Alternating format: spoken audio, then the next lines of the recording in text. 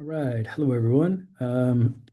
For this lecture, we're going to talk about the prehistory of cognitive science. So, specifically, we're going to look at some of the events or catalysts that are considered to be very important to the formation of cognitive science.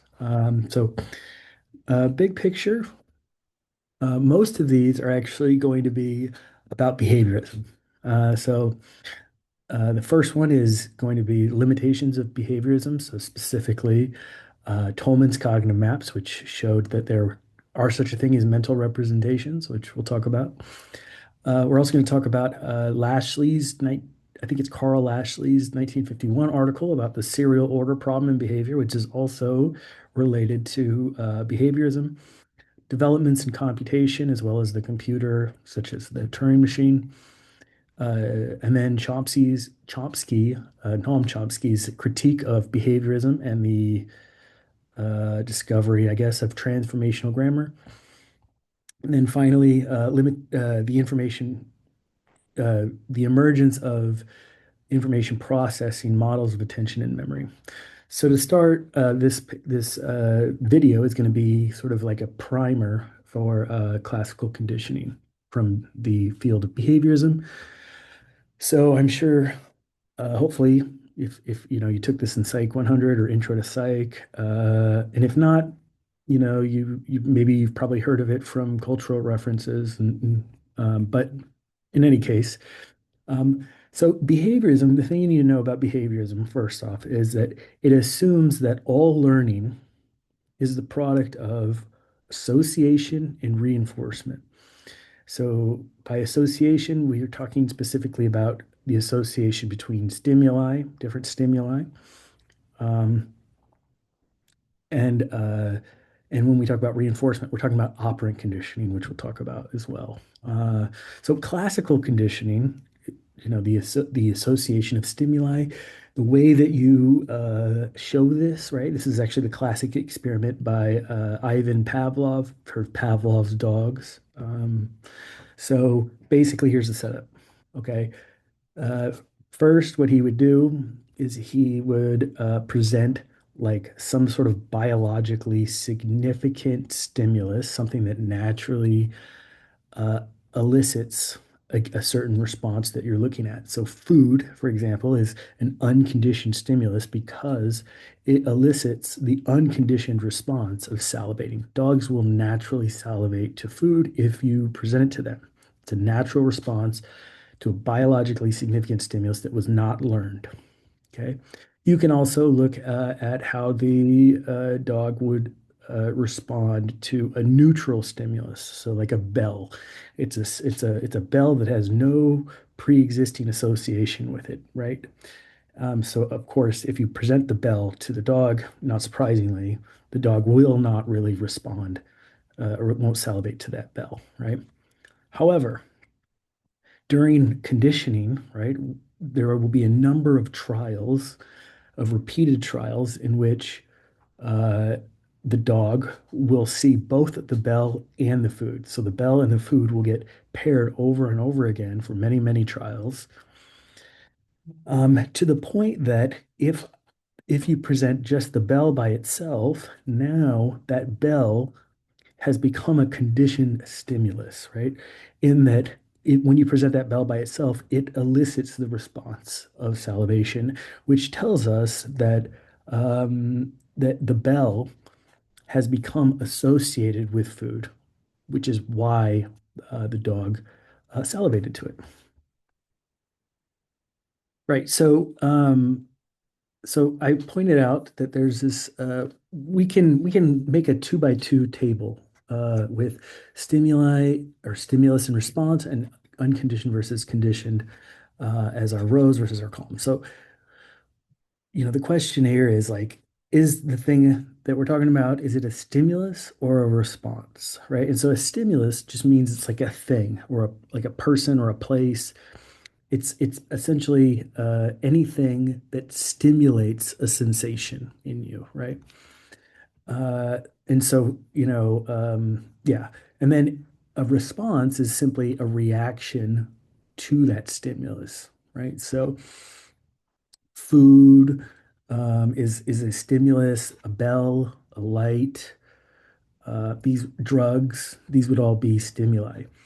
Whereas a response is the way in which your body, or yeah, usually your body reacts to it, right? So you will salivate to food, and then if the bell becomes a conditioned stimulus, then you will salivate to it. Um, and then the next question you have to ask yourself is, what is that? If we're talking about the stimulus, right? Is that stimulus, does it produce the response in question naturally without any learning? And so food will naturally elicit a salivation response. You didn't need to learn that. And so as a result, you can consider food as an unconditioned stimulus. You did not need to learn how to respond to that stimulus, right? Whereas a bell is something that is kind of, it starts off neutral, right? It doesn't mean anything necessarily. So it's not going to naturally elicit a response of salivation. So in that case, you would call this a conditioned stimulus because it will eventually, in this case, become a stimulus that elicits that salivation response, but it didn't at the beginning.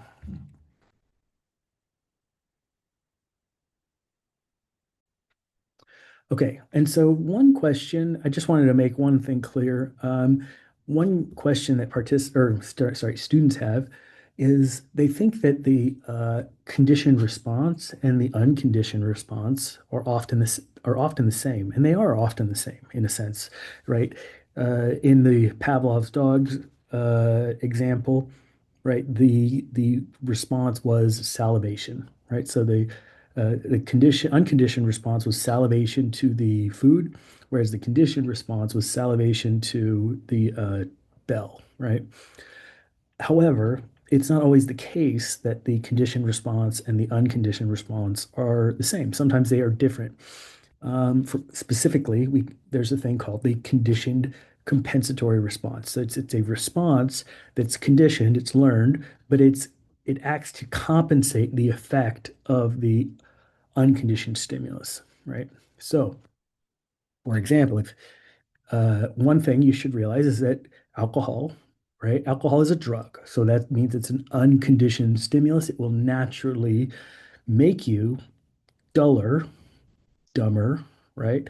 And more tired, right? It inhibits, right? Electrical activity in the brain, chemical electrical activity in the brain, which means that you're going to be duller, right? So the post game, right? The effect of alcohol is, you know, maybe if you drink enough of it to pass out or get tired at least. So that's the unconditioned response. But if you know anybody who drinks a lot, or often, I should say, they often get very excited before they drink, right? So they're more they have the opposite effect of alcohol. So the alcohol makes you kind of dumber and duller and tired, but you could think of pre-gaming, right, as like the conditioned response because it gets your sympathetic nervous system hyped up, right? And this is true for all kinds of things, not just alcohol, right? So usually, right, if you take drugs, right, often you take drugs in a similar environment every time. And so whatever stimuli are in your environment when you take drugs, they will likely get associated with the drug. So say your hometown or your local drug dealer or your drug buddy, those those stimuli, which were neutral at one point, will eventually become conditioned stimuli and signal to your brain that you're about to take drugs. So if you're going to take cocaine, for example, the natural effect of cocaine is to get you pumped up, right? To get your sympathetic nervous system pumped up. Well, your local drug dealer or your, you know, cocaine drug buddy, they're going to become associated with the cocaine and they're going to signal to your brain to calm down and compensate for the effect of the drug, right? And so the conditioned stimuli, in a sense, they evoke a compensatory response in anticipation of the drug. So, interesting tidbit. So, uh, okay. Yes. So the next, all I wanted to say is, sometimes people have trouble with figuring out, what's a conditioned stimulus versus an unconditioned stimulus versus a conditioned response versus an unconditioned response. I've already kind of said this, but let's make it more clear. So you can think of it like like a tree diagram, right? Or decision tree. So the first question is the thing a stimulus or a response, right? Is it something that elicits or stimulates a sensation, or is it a reaction, right? And if it's a stimulus, right, then okay, then the question is, does the stimulus produce the response in question before the conditioning? If it's the answer is yes, then it's an unconditioned stimulus. Whereas if the answer is no, then it's a conditioned stimulus. It's something that was a neutral stimulus that did not elicit a response prior to training. However, if it's a response or a reaction to the stimulus, right, then you can ask, did the organism respond to the stimulus before any learning, right?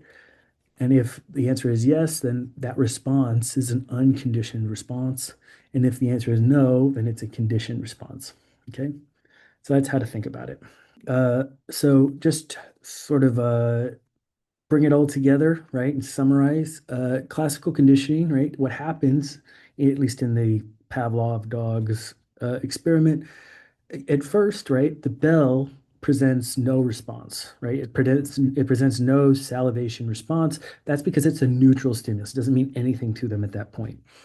However, food is very biologically significant, right? In the sense that it does elicit a salivation response naturally. You didn't need to learn to salivate to food. It just happened when you were born or at some point, right?